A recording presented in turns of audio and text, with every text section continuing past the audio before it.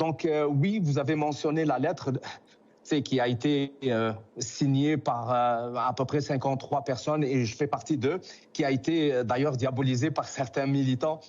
Mais elle demandait justement à libérer les détenus, à respecter les droits et les libertés des Algériens. Et c'est ça, la réponse de Tebboune. Vous pensez que c'est une réponse de Tebboune, avec ces déclarations de la diaspora qui est apolitique, c'est une réponse à cette lettre?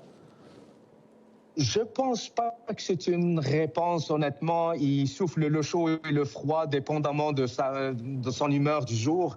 Il n'y a pas une stratégie de communication, vraiment, pour les mettre devant leurs responsabilités. Écoutez, ils peuvent déclarer c'est ouvert, puis rentrer, puis il y a zéro réponse. Puis il va répéter le message encore et encore. Puis il dit, ben moi, j'offre cette possibilité-là, mais personne ne répond. Nous, on est ici pour dire que oui, on a pris acte de cette déclaration-là, mais non, on ne peut pas rentrer en Algérie parce qu'il y a ces pratiques liberticides. Là, on les a listés, les déclarations de repentance, le refus de livrer des documents à des membres de notre communauté, la répression qui est en cours en Algérie.